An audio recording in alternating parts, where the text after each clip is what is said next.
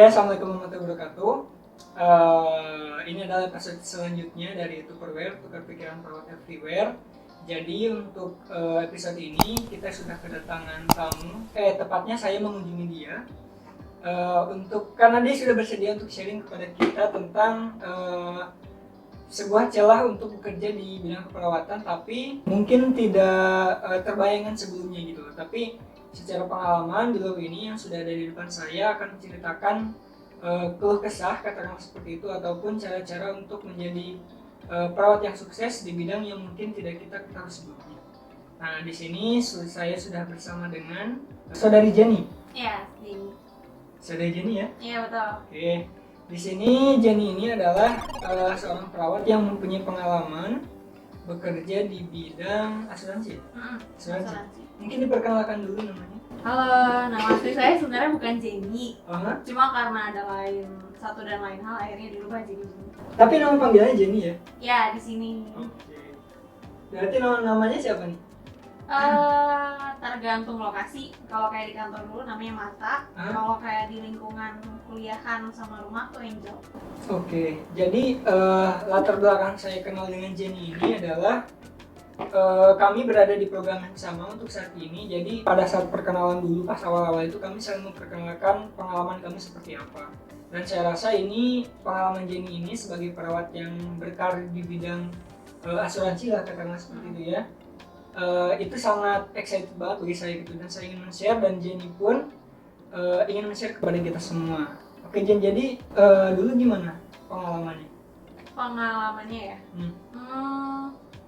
Pengalamannya sih banyak ya, ada suka dan dukanya, kurang lebih kayak gitu.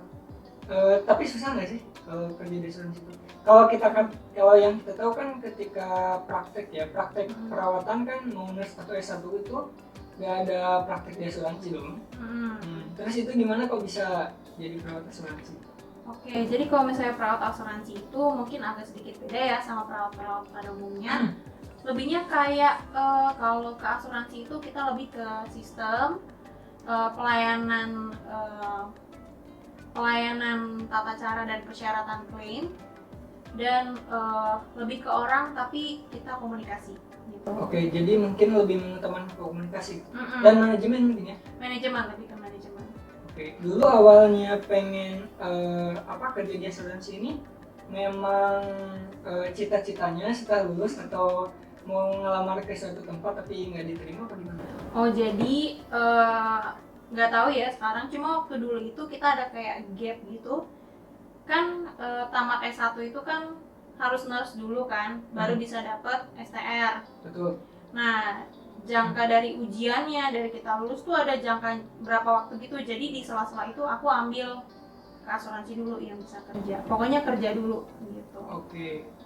Ya memang dilema juga sih, karena kadang kita lulus kita belum punya STR kan. Itu yang jadi masalah kita gitu. Dulu linknya dari mana awalnya? Dari kakak tiga atau gimana? Enggak, waktu itu linknya di Jobstreet. Oh, di Jobstreet ya, yang ini ya, kalau teman-teman tahu mungkin kayak Jobstreet, Jobs ID, terus dan sebagainya banyak juga ya. Dulu persiapannya gimana pas awal-awal mau masuk asuransi itu? Apa mungkin ada kriteria khusus atau gimana gitu? Kriteria khusus ya enggak sih. Kayaknya persyaratannya cukup umum ya, kayak dokumen-dokumen doang, dan seluruh lulusan yang fresh grad aku rasa punya. Oh ya, jadi mungkin agak ada persyaratannya aneh-aneh gitu ya? Ada.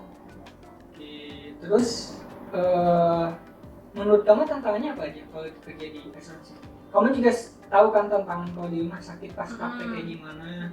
Tapi mungkin perbedaan ketika kita berkarir sebagai perawat asuransi itu kayak gimana?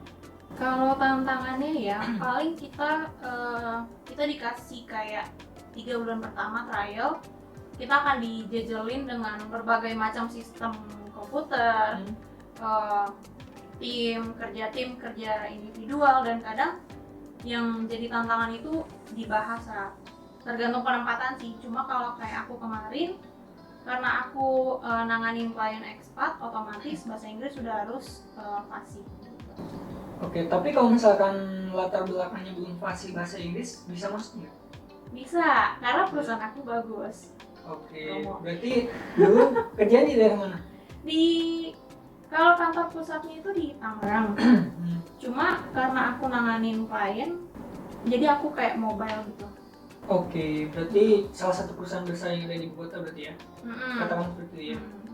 Oke, sangat menarik juga ya ternyata ya. Dan mungkin bagi lulusan keperawatan mayoritas nggak kebayang gitu ketika lulus kerja di asuransi kan. Soalnya kan kita tahunya pasti di pelayanan kesehatan doang, dan asuransi itu bukan pelayanan kesehatan. Padahal ketika kita kerja di pelayanan kesehatan itu tidak terlepas dari asuransi kan. Betul. Ada yang, oh kamu dulu di asuransi yang swasta berarti ya? Swasta. Oh iya. Oke. Dan klaim dan sebagainya itu kan. Ngurusin Kalau ini untuk apa, customer ya nyebutnya? Kalau di rumah sakit kita nyebut pasien tuh. Kalau di asuransi kita nyebutnya apa? Klien. Kalau kliennya banyak yang rewel enggak sih kalau di asuransi? Oh, banyak banget. Apalagi kalau misalnya kayak kita kan tahu ya sebagai perawat itu patofisiologinya penyakit itu dari apa. Terkadang ada yang orang nggak sesuai patofisiologinya tapi dia tetap mau dibayarin. Itu tuh yang susah salah satunya kayak gitu. Oke, tentang patofisiologi ini menarik juga ya. Saya kira di asuransi itu nggak ada harus ada pengetahuan tentang itu tuh.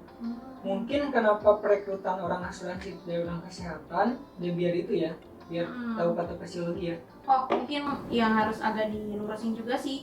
Karena orang mikir asuransi itu kayak lebih ke angka-angka dokumen, tapi nggak juga. Karena aku supervisorku dokter.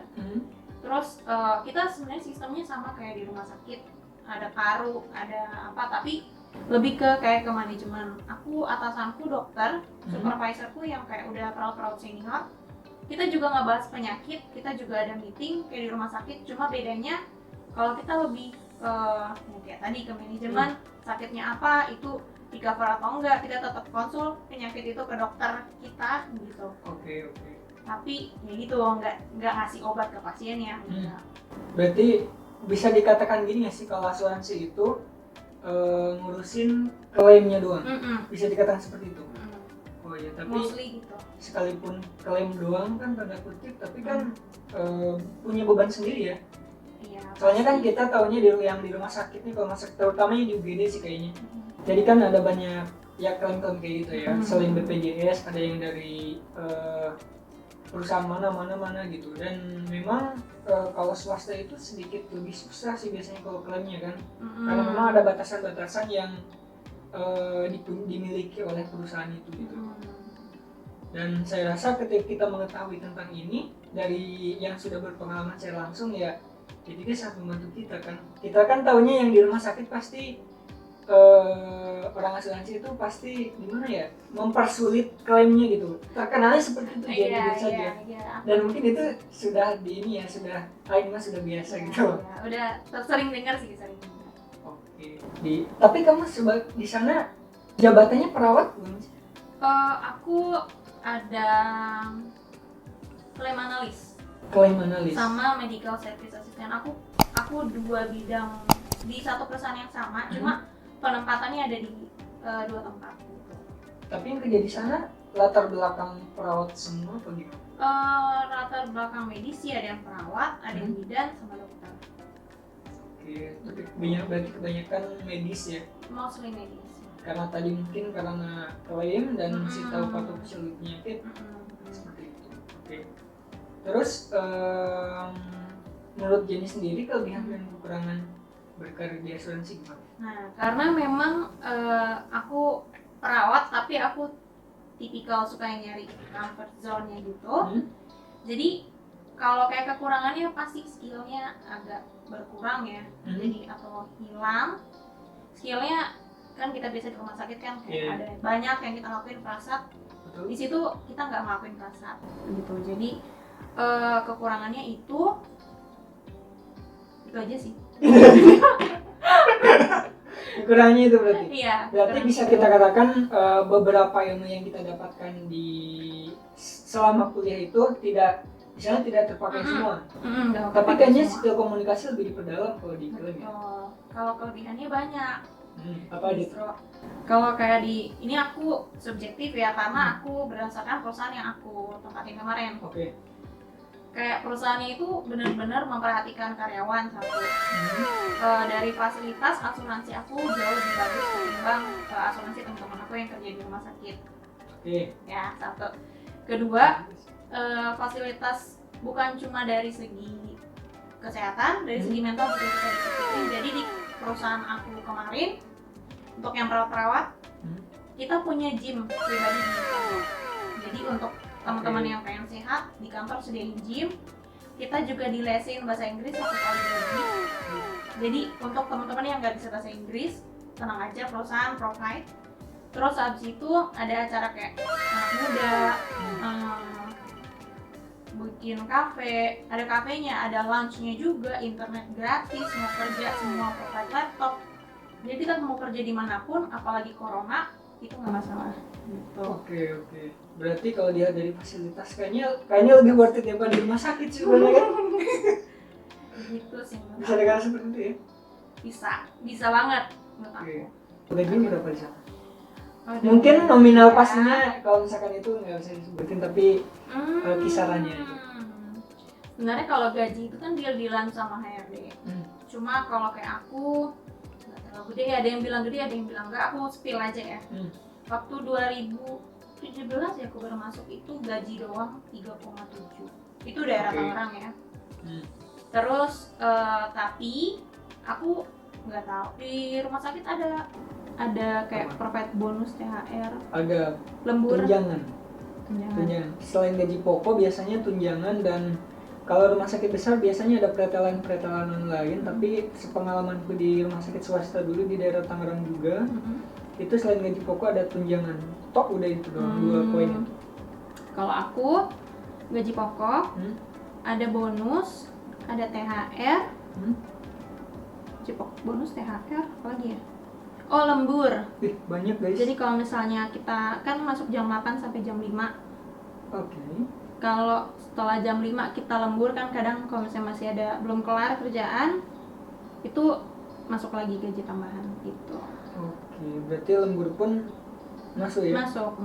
Oh iya, mau nanya nih tentang, karena skill komunikasi lebih diutamain kan kalau diklaim. Berarti secara tidak langsung komunikasi dengan klien itu bisa terjalin dengan baik kan? Nah, kalau ngadepin klien yang ini yang mohon maaf ya, yang cerewet kayak itu gimana tuh? Oh, tenang aja, karena kalau kayak di perusahaan aku yang kemarin, kita setiap beberapa bulan atau sebulan sekali kita ada training khusus untuk memperdalam skill untuk berkomunikasi gitu. Oke. Oh, berarti ada kelas khususnya gitu? Ada. Dan itu mereka bawa pembicara yang dia sekali bicara puluhan juta, itu mereka bayar gitu. Jadi gitu, kalau mau jadi perawat kayak gitu ya? Gitu. Oh, berarti selain training bahasa Inggris yang tadi, training cara kita komunikasi pun dilatih juga. Tapi ini point of view yang sangat keren sekali menurutku. Jadi di asuransi itu meskipun mungkin ilmu kayak anatomi, kayak kardiovaskuler mungkin dipakainya sedikit, tapi komunikasinya lebih utamain ya? Iya dan tidak. Itu tergantung di posisi mana nanti ditempatin kantor. Kan beda-beda jobnya. Oh iya, kelebihannya lagi kayak di perusahaan aku nggak tahu di perusahaan lain, cuma kayak di aku kemarin pas aku keluar itu kalau misalnya kita kayak dinas luar kota atau apa itu mereka provide untuk kasih, kayak temen aku ya waktu itu ditempatin di Manado, dia kasih untuk biaya transport sebulan sekali pulang Jakarta ke Manado. Terus dikasih uang kosan tuh 2,5 juta apa? Di luar semuanya. Berarti kalau kerja di asuransi ini nggak di satu tempat, kadang kita di luar kota juga gitu? Untuk posisi aku kemarin iya, kita bersedia. Jadi kayak di tempat-tempatin. Bayangin kalau misalnya kita ditempatin di salah satu site, temen aku ada, dia uangnya utuh, di site itu dia dapat mes, dia dapat makan. Jadi semua uangnya tuh bisa kesimpan. Berarti all of them itu udah ada yang nanggung jawab gitu ya? Udah ada. Karena kalau di rumah sakit biasanya, waduh, mohon maaf ya. Oke, ada pengalaman yang paling tidak terlupakan nggak ketika kerja dulu? Ada sih. Waktu itu aku karena baru banget lulus dari nurse, Bentar Jen, ini berarti kamu ketika pas pertama lulus itu STR belum di tangan? Belum Belum di tangan, berarti Belum. kamu ada STR itu setelah pertengahan kerja berarti? setelah iya. Oke, iya. Terus gimana? Nah itu aku kan nggak pernah ngetik di komputer, lelet banget kan dulu ngetik, belum ada yang kayak gini-gini gitu kan. 11 jari ya? Masih 11 jari. Itu agak berkesan sih karena aku datang ke kantor sebelum jam 6 pagi, udah nyampe kantor, pulang setelah atau enggak hampir jam 10 malam Oh untuk ngelesain karena pekerjaan. ngetik 11 jari itu apa gimana? Karena baru belajar ngetik 10 jari dan itu kan ketikan semua. Iya. Kayak dokumen-dokumen harus kita review kembali kan. Situ lama, itu hampir 3 bulan aku kayak gitu. Cuma kantor appreciate banget, lembur aku itu hampir sama dengan gaji pokok aku. Wih. Karena aku pulangnya jam segitu, masuknya agak pagian. Mereka appreciate usaha aku, dan kita juga lembur nggak gratis, dibayar sama kantor. Itu sih Oke. enaknya. Ya. Berkesan banget. Berkesan banget, sangat worth it sekali ya. Mungkin kawan-kawan yang skill komunikasinya lebih dari skill kayak pengetahuan anatomi dan lain sebagainya mungkin bisa dicoba ya untuk melamar ke bagian asuransi ya. Iya nggak sih? Iya, itu tapi kan dorongan hati juga. Kalau misalnya emang dia memang orangnya, kalau aku kan sukanya ke kantor, baju cantik, tapi masih sesuai dengan bidang aku kerjanya. Oke. Cuma kan ada juga teman-teman mungkin yang memang dari jiwa dan hatinya itu mau ngelainin orang, mau melihat orang yang dari rumah sakit yang tadinya sakit sembuh dia jadi senang, kan kita nggak tahu. Jadi Iya, balik lagi ke orangnya. Oke, kalau pengalaman dengan klien mungkin yang paling berkesan apa? Mungkin pernah dimarahin klien pas awal-awal. Kalau kayak posisi aku pasti dibilang sama teman aku ya, kalau belum nangis itu tadinya belum sah Oh gitu ya? kerja di situ. Mengerikan. Karena memang tuntutan di awal itu kita kan kaget dong. Iya betul. Karena betul. ya itu duit kan masalahnya, bagian klaim. Itu aja sih paling berkesan. Berarti istilahnya yang ngeyel tuh banyak? Banyak banget. Gitu. Mengerikan sekali. Mengerikan memang. Tapi Jenny bisa bertahan sekian tahun ya, berarti pernah ngelewatin masa itu ya? The power of fasilitas dan saya butuh Oh uang. iya. Berarti sekalipun memang ini apa banyak dukanya, tapi sukanya juga sebanding. Worth it. Worth it ya. Mungkin buat bagi kawan-kawan yang mau rencana bergabung di asuransi di PT manapun itu ya di seluruh Indonesia, tips-tipsnya mungkin pesan-pesannya.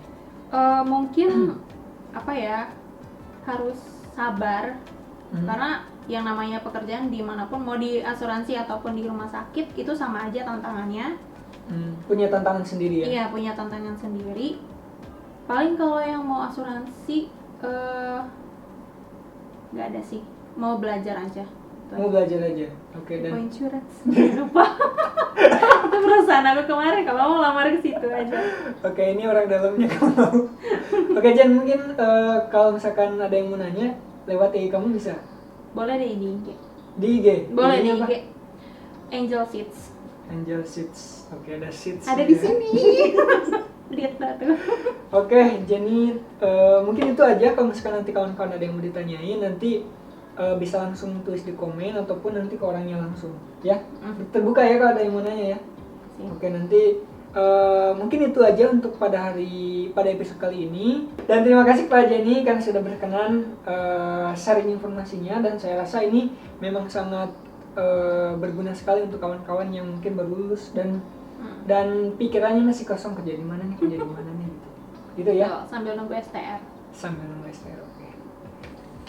Oke, dan sebelum ditutup aku punya merchandise untuk pemateri kita. Katakanlah pemateri ya, atau narasumber ya? Iya, boleh lah. Ya, ini merchandise-nya. Nah, ini untuk Jenny, terima kasih nih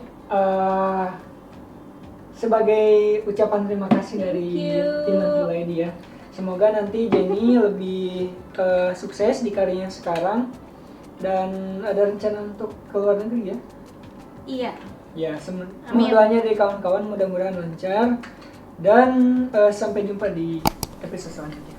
Assalamualaikum. Oke.